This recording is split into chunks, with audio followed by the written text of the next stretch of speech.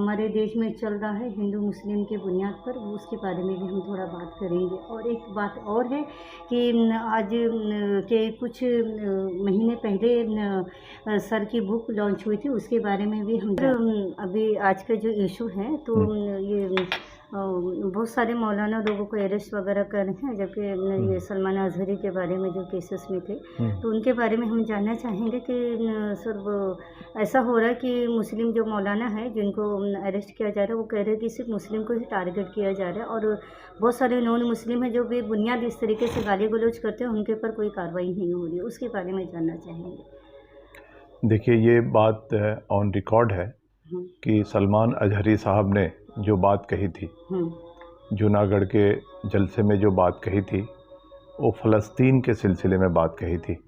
वो हिंदुस्तान के किसी मुद्दे के बारे में बात नहीं कही थी, लेकिन उस बात को बहुत ज़्यादा तूल दी गई और मल्टीपल एफआईआर्स दाखिल किए गए।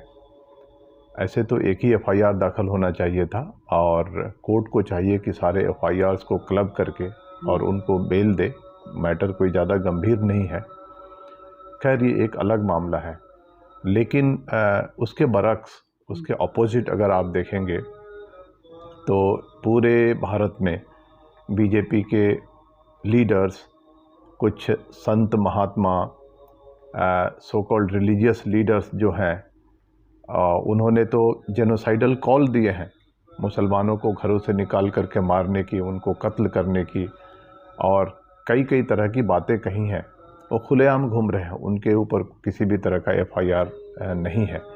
यह बिल्कुल ये इंसाफ के कत्ल करने के बराबर है, और जो लॉ है, कानून है भारत में, उसका इक्वल एप्लीकेशन नहीं हो रहा है। सर, और भी एक बात जानना चाहूँगी कि अभी एनआरसी का वापस से एक वो हो रहा है, उसमें मुस्लिम का कहा जा रहा है कि मुस्लिम को टारगेट करके दूसरी कौम के लिए बातें हो रही हैं कि मराठा आरक्षण के बारे में, तो इसके बारे में क्या कहना चाहेंगे? नहीं, देखिए, मराठा आरक्षण अलग मुद्दा है, सीए अलग मुद्दा है। सीएए का मुद्दा है कि सिटीजनशिप अमेंडमेंट एक्ट जो बना था 2019 में, मामला ऐसा है कि 31 दिसंबर 2014 तक जो लोग भारत में पाकिस्तान, अफ़गानिस्तान और बांग्लादेश से लोग आए हैं, उनको नागरिकता दी जाएगी। और उसमें कहा गया है मुसलमानों को छोड़ करके बाकी जितने जो मज़हब है, हिंदू है, सिख हैं, ईसाई हैं, क्रिश्चियन हैं, पारसी हैं, इन सबको नागरिकता दी जाएगी।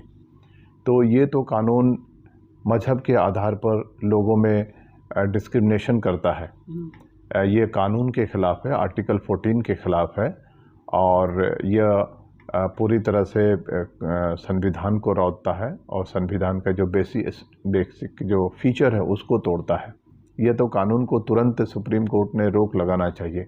लेकिन अगर सरकार नागरिकता देना चाहती है तो कानून तो एग्जिस्टेंस में है, वो नागरिकता दे, हमें कोई लेना देना नहीं है। लेकिन सरकार का ये कहना है कि क्रोनोलॉजी समझिए कि पहले एनआरसी होगा, फिर सीए लाया जाएगा, और जो लोग सीए से बाहर होंगे उन पे कार्रवाई की जाएगी। इसके हम खिलाफ़ हैं। हमें ये कहना है कि भारत के जो मुसलमान हैं, यहाँ के नागरिक हैं, अगर कुछ लोग बाहर से आए हुए हैं तो उनको आप डिटेक्ट कीजिए, उनको डिपोर्ट कीजिए, उनको प्रॉपर लीगल अपॉर्चुनिटी दीजिए अपने आप को डिफेंड करने की। और अगर उस चीज़ को अगर फेल करते हैं और बाहर से आए हुए हैं, बिल्कुल उनको डिटेक्ट करके डिपोर्ट कीजिए। लेकिन कुछ लोगों की वजह से पूरे भारत के लोगों को लाइन में खड़ा करना और उनके डॉक्यूमेंट्स को चेक करना, इसके हम खिलाफ़ हैं। और ये सिर्फ मुसलमानों के ख़िलाफ़ नहीं है, भारत में जितने गरीब रहने वाले हैं जिनके पास डॉक्यूमेंट नहीं है, जो दलित हैं, जो पिछड़े वर्ग के लोग हैं, जो आदिवासी हैं, जिनके पास डॉक्यूमेंट नहीं है अपना, उनके ख़िलाफ़ है ये। सर, इसी बात पे मैं ये कि और बात पूछना चाहूँगी कि ये जो सलमान अजहरी का जो उस वक़्त अरेस्ट किया गया था, उसमें बहुत सारे मौलाना लोग और बहुत सारे लोग सपोर्ट के लिए आए थे। जो आज भेद खुल रहा है, आज उनको उठाया जा रहा है, चिराग नगर है, बमखाना है, विकरौली है, बहुत सारी जगहों से, तो ये क्या सही है? नहीं, देखिए, मुझे पूरी जानकारी नहीं है, लेकिन इतना मैं जानता हूँ कि जब मौलाना को अरेस्ट करके यहाँ पे लोकल पुलिस स्टेशन में ले जाया गया था और ट्रांजिट रिमांड पे उनको गुजरात भेजा गया। तो जब यहाँ पुलिस स्टेशन में कुछ देर के लिए थे तब वहाँ पे कुछ लोग जमा हुए थे और पत्थरबाजी हुई थी। अब ये कितना सही है कि लोगों ने कितनी पत्थरबाजी की, पुलिस ने उनको कितना उकसाया, इसके बारे में मुझे पूरी जानकारी नहीं है। लेकिन ये मैं कहना चाहता हूँ कि जो मौलाना है एक रिलीजियस फिगर है, उनका रिलीजियस और सेंटिमेंटल अटैचमेंट है लोगों से। लोगों ने अगर वहाँ पे कुछ गलत हरकत की या कानून को तोड़ा तो पुलिस को तरीके से कार्रवाई करनी चाहिए, यानी प्रोपोर्शनल एक्शन होना चाहिए, डिसप्रोपोर्शनेट एक्शन नहीं होना चाहिए। वहाँ पे जो लोग जमा थे उन्होंने किसी को मारने की कोशिश नहीं की कि अटेम्प्ट टू मर्डर 307 का सेक्शन लगा हुआ है। वहाँ पे बस कुछ लोग अनरूली हो गए थे, कुछ लोगों ने हो सकता है कि पत्थर भी मारा होगा जिसका इल्म मुझे नहीं है।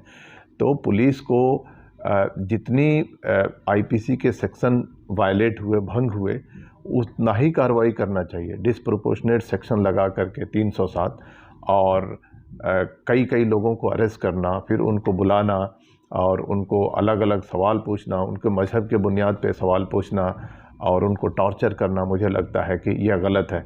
आप इमेजिन कीजिए कि वहाँ पे कई लोगों को आरोपी बनाया गया है। अगर 150 लोग अगर किसी आदमी को मारने पे उतर जाएं, अटेम्प्ट टू मर्डर करें, तो क्या वो बच जाएगा क्या?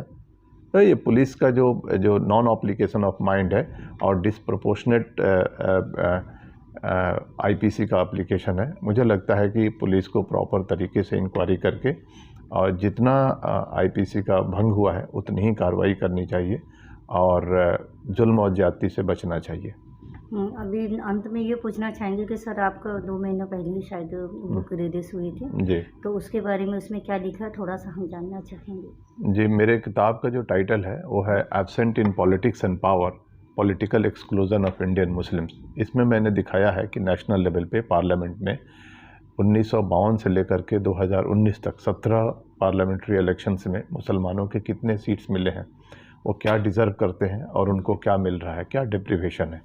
उसी तरह से जो मेजर जो स्टेट असम्बलीज़ हैं वहाँ पे मुसलमानों की क्या तादाद है, उनके कितने एमएलएज होने चाहिए, कितने हो रहे हैं, उनके क्या इशूज़ हैं, पॉलिटिकल इशूज़ क्या हैं मुसलमानों के, वो क्यों राजनीति में पिछड़े हुए हैं, उनके क्या इशूज़ हैं, उनके क्या हल हो सकते हैं। क्या वो किसी सेकुलर पार्टी के साथ जाएं, किसी रीजनल पार्टी के साथ जाएं या अपने खुद की कोई पार्टी बनाएं, उनकी क्या आइडियोलॉजी होना चाहिए, और अगर सेपरेट पार्टी बनती है तो उसके मुद्दे क्या होने चाहिए। इन सारी मुद्दों पे एक गहन चर्चा है किताब में और मुझे मानना है कि भारत के मुसलमानों को ये किताब पढ़नी चाहिए और समझनी चाहिए कि हमारा कितना हक है प्रोपोर्शनल रिप्रेजेंटेशन के ज़रिए और हमें कितना मिल रहा है और हमें कितना और हासिल करना है।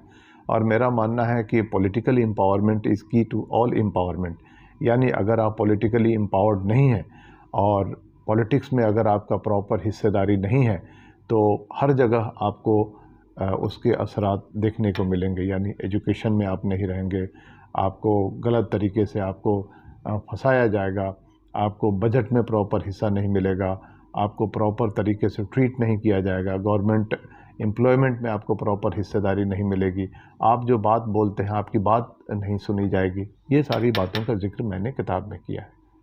पॉलिटिकल पार्टी जो है वो इस तरीके से भेदभाव करें हिंदू मुस्लिम में और लड़ाने का काम करे, उसके लिए समाज को क्या आह्वान करना चाहते हैं?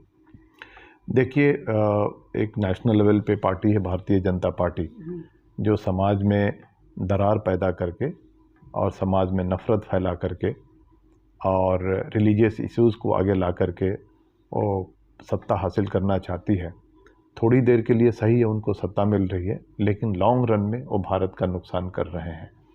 भारत में जब भाईचारा ज़िंदा रहेगा, भारत में जब इंसाफ ज़िंदा रहेगा, भारत में जब लोग एक साथ मिल कर के रहेंगे, तभी हमारा देश आगे बढ़ेगा। इस तरह की राजनीति ये ठीक नहीं है और हमारे देश के लिए ये ठीक नहीं है। और जो लोग इस तरह का फूट डाल करके और बंटवारा करके राजनीति कर रहे हैं, वो कहीं ना कहीं भारत के हितों को नुकसान पहुंचा रहे हैं। शुक्रिया। बहुत बहुत शुक्रिया।